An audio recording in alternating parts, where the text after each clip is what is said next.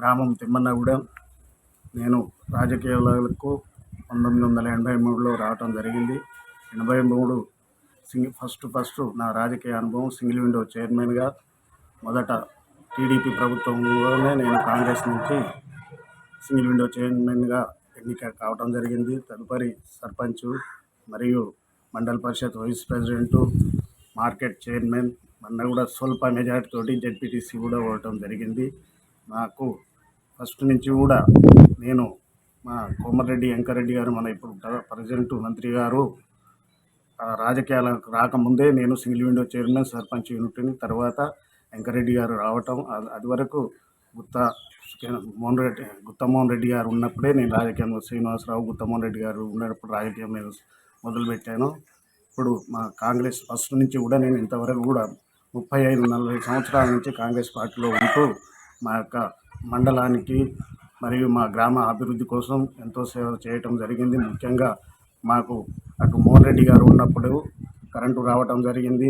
వెంకరెడ్డి గారు ఇక్కడ మా యొక్క గ్రామానికి డాంబర్ రోడ్డు మరియు బ్రిడ్జ్ కూడా కనగల్ నుంచి తిమ్మనగూడెం రావాలంటే మార్గ మధ్యంలో పెద్ద వాగు ఉండే, చాలా ఇబ్బంది ఉండే. వెంకరెడ్డి గారు రావటం, ఆ బ్రిడ్జ్ కూడా కట్టడం జరిగింది. మరియు ఇప్పుడు మా కాంగ్రెస్ ప్రభుత్వంలో ఉన్న మా గ్రామానికి ఏమి కూడా ఈ 10 సంవత్సరాల నుంచి కూడా ఏమి అభివృద్ధి జరగలేదు. ఇప్పుడు మా వెంకరెడ్డి గారు ఇప్పుడు వచ్చి 6 నెలలు అవుతుంది.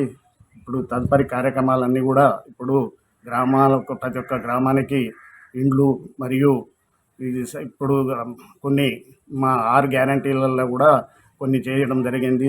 ఇప్పుడు ఆగస్టు 15 వరకు మనకు 2 లక్షల రుణమాఫీ కూడా చేయడం జరుగుతుంది. ఇప్పుడు మన ముఖ్యమంత్రి గారు యువకుడు కాబట్టి చాలా అభివృద్ధి కార్యక్రమాలు ఎంతో ఉత్సాహంగా చేయడం జరుగుతుంది. మా మంత్రి గారు కూడా నిన్ననే మా కనగల్ చెరువు గురించి కూడా అతి త్వరలో ఎప్పుడు రిజర్వ్గా ఉండేటట్టు చేయాలనే ప్రయత్నం కూడా చేయడం జరిగింది. నిన్న సర్వే కూడా చేసిపోయారు. ఇప్పుడు మా యొక్క గ్రామాలను కానీ మా యొక్క కాన్స్టిట్యూషన్నే ఒక తీర్చిదిద్దే వ్యక్తి కాబట్టి మా వెంకరెడ్డి గారిని ఎప్పుడు కూడా మర్చిపోయినట్టు మా గ్రామాలకు ప్రజలందరికీ కూడా సౌకర్యం చేయటం జరుగుతుంది. సరే, స్థానిక అంటే మొన్నటి వరకు ఉన్న ఎమ్మెల్యే కంచెల భూపాలరెడ్డి గారు ఈ నియోజకవర్గానికి ఎంత మేరకు మీ విలేజ్ని డెవలప్? మా విలేజ్లో అతను ఒక ఇల్లు కానీ, డబుల్ బెడ్రూమ్లు అన్నారు, అది కానీ ఏ రోడ్డు సౌకర్యం, ఇప్పుడు మీరు వస్తుంటే కూడా చూస్తున్నాం రోడ్డు సౌకర్యం అధ్వాన పరిస్థితులు వెంకరెడ్డి ఉన్నప్పుడే చేయడం జరిగింది. ఈ 5 సంవత్సరాలు భూపాలరెడ్డి గారు మా ఊరికి కాదు, చాలా వరకు కూడా చాలా గ్రామాలను కూడా ఎలాంటి అభివృద్ధి చేయటం జరగలేదు. సార్, ఇక్కడ ఈ విలేజ్లో సీసీ రోడ్లు కానీ అస్తవ్యస్తం సార్, జాప్యం ఎక్కడ జరిగింది? అధికారంలో మీరు మొన్న వచ్చారు కదా, గతంలో ఉన్నప్పుడు సర్పంచ్ మీరే అంటున్నారు, ఎక్కడ జరిగింది సార్ జాప్యం అనేది? అసలు ఆ భూపాలరెడ్డి గారు మాలాంటి వాళ్ళం పోతేనే అసలు మాట్లాడపోయేది. ఇక అభివృద్ధి గురించి ఆయన మేము అడగపోయేది. ఏదో ఈ చిన్న గ్రామ పంచాయతీ కాబట్టి మామూలు నిధులు ఉంటాయి కాబట్టి ఆ ఉన్న నిధులతోటి కరెంటు బిల్లులు కానీ, ఈ కొన్ని చిల్లర పనులు, ఇప్పుడు ఇద్దరు వాళ్ళు వర్కర్స్ వాళ్ళకు జీతాలు ఇవన్నీ ఇబ్బందిగా ఉండటం వల్ల కొద్దిగా అభివృద్ధి జాప్యం జరిగింది. సార్, ఈ కంచెల భూపాలరెడ్డి ఓడిపోవడానికి ప్రధాన కారణం ఏంటి సార్? కంచెల భూపాలరెడ్డి ఓడిపోవడానికి కారణం ఏంటంటే తను ప్రవర్తన మంచిగా లేదు. ఎవరితోటి ఏ వ్యక్తితోటి ఎట్లా మాట్లాడాలనేది కూడా ఆయనకు సరైనది తెలియక కొంత ప్రౌఢ వల్లనే ఓడిపోవడం జరిగింది.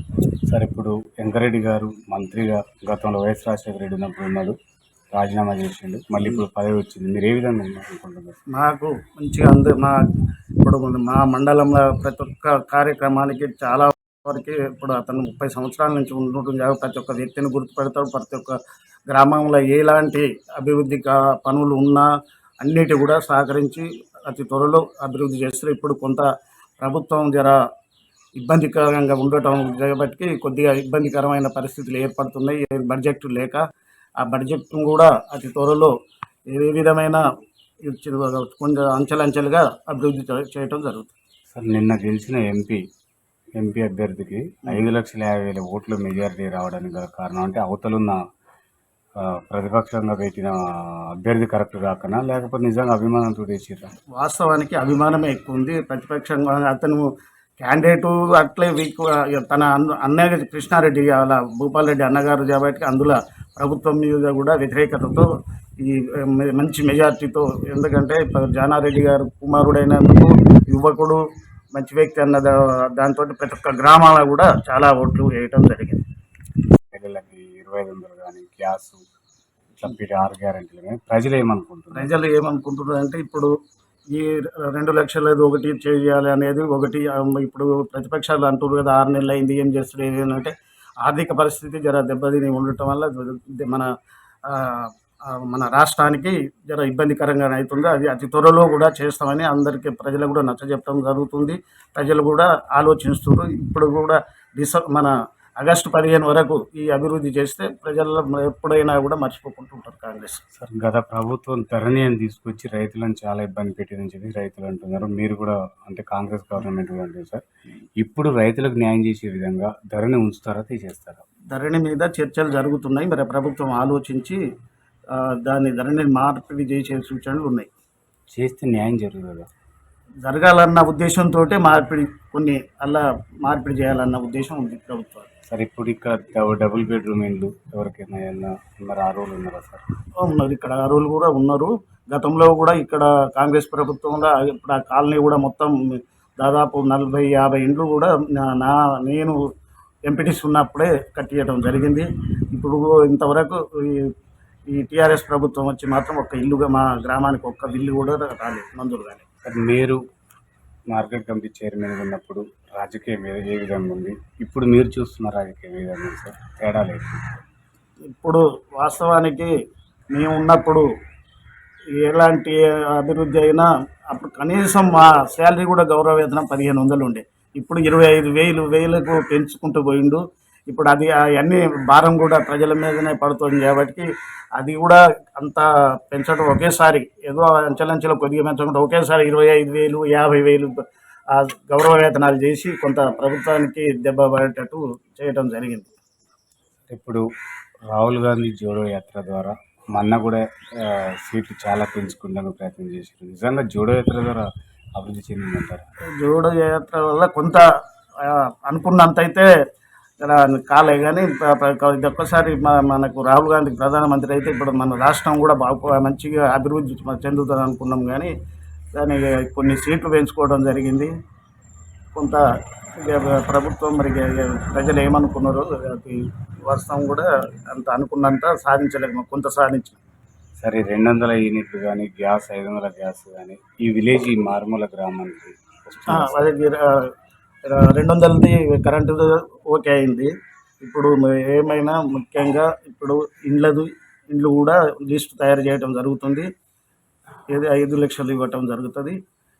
ఇప్పుడు అంచెలంచెలుగా చేయటం జరుగుతుంది. సార్ ఇప్పటి వరకు మొన్నటి దాకా రైతు బంద్ చేసారు, మళ్ళీ కూడా రైతులకు కారు చేస్తున్నారు కదా సార్, మళ్ళీ రైతు బంద్ చేయాలి, అక్కడ ఖజానా లేదు, ఏ విధంగా సాధ్యమైంది? నిన్ననే ప్రకటించడం జరిగింది. ముఖ్యమంత్రి గారు కూడా ఆలోచిస్తుండ్రు ఏ విధమైన అది రైతు బంధు అయితే తప్పకుండా వేస్తారు ఎన్ని ఇబ్బందులు ఉన్నా కూడా. ఇప్పుడు రానున్న సర్పంచ్ ఎన్నికలకి మళ్ళీ అవకాశాలు ఇస్తే మీరేమన్నా చేస్తారా? నేను ఇప్పటికైతే ఏదైనా నామినేటెడ్ పోస్ట్ కోసం మంత్రి గారిని కూడా టచ్ చేయడం జరుగుతుంది. నామినేటెడ్ రాకుంటే ఇక నా ఏజీకి మరి చెప్పలేను. ఇప్పుడు అంటే ఇక సర్పంచ్ మా క్యాండిడేట్ ఉంటాడు గ్యారెంటీగా. నేను ఎవరిని బలపరిస్తే వాళ్ళు గెలుస్తారు. ఇప్పటి వరకు అయితే ఎమ్మెల్యే కానీ ఎంపీ కానీ మన కాంగ్రెస్ ప్రభుత్వానికి గెలిపించుకుంటూ వచ్చారు సార్. సర్పంచ్ ఎన్నికలకు కూడా ప్రజలకు ఏం చెప్పదలుచుకుంటున్నారు, ఓటర్లకు ఏం చెప్పదలుచుకున్నారు? మేము ప్రజలకు, మా గ్రామ ప్రజలకు, వాళ్ళకు అన్ని ఎలాంటి అయినా చిన్న భూమి విషయం కానీ పోలీస్ స్టేషన్ల విషయంలో కానీ ప్రతి ఒక్క దానికి నేను ముందుండి అది పరిష్కారం చేస్తా. ప్రజలు ఎప్పటికైనా మా అభివృద్ధి అనుకోండి, మేము చేసే పనులు అనుకోండి, అన్నిటికి కూడా సహకరిస్తారు, మా వెంటనే ఉంటారు. మొన్న ఎంపీ ఎలక్షన్లో కూడా మా దగ్గర 650 పోలు అయితే 490 కాంగ్రెస్కి వచ్చినాయి. సార్ చివరిగా కాంగ్రెస్ గవర్నమెంట్ ఇసుకని అరికడతానని చెప్పేసి చాలా చోట్ల చెప్పడం జరిగింది సార్. మరి ఊర్లో ట్రాక్టర్ల మీద ఇసుక కొడుతున్నారు, అది ఎక్కడి నుంచి వస్తుంది, దానికి ఎట్లా సార్? దానికి ఇప్పుడు ప్రభుత్వమే ఆన్లైన్లో పెట్టి ఇప్పుడు ప్రభుత్వానికి కొంత పైసలు వస్తున్నాయి. ఇప్పుడు ఆన్లైన్లో మనకు ఇసుక కొన్ని ఇప్పుడు ఆన్లైన్లో కొన్ని విలేజ్లు పెట్టిండ్రు. ఆ విలేజ్లు ఇక్కడ కనగల్లు, తిమ్మన్న కూడా, లింగోటం, ఈ 3 విలేజ్లు ఇసుక ప్రభుత్వం నుంచే పర్మిషన్ తోటి నడుస్తుంది. సార్ మీరు యాదవ్స్ అంటున్నారు కదా, బీసీలకు గొర్రెల పంపిణీ చేసిన గత ప్రభుత్వం ఎంతమంది లబ్ధి చేకూరింది సార్? మా 50% 50 మందికి వచ్చినాయి, ఇంకా రాలే. అంటే మేము డీడీలు కూడా ఏం కట్టలే, మా కట్టిన కాడికి వచ్చినాయి. సార్ ఇక్కడ మత్స్యశాఖ ఉందా సార్? ఇక్కడ మా దగ్గర సొసైటీలు ఏమైనా ఉన్నాయా? మా దగ్గర లేదు, కనగలు ఉంది. కనగలు. ప్రజలకు ఏం చెప్పదలుచుకున్నారు, నిరుద్యోగులకు కానీ మహిళలకు కానీ? ఇప్పుడు ఇది చెరువుల గురించి మొత్తంలో ప్రజలకు మా గ్రామాన్ని అభివృద్ధి చేస్తాము. మనకు మంత్రి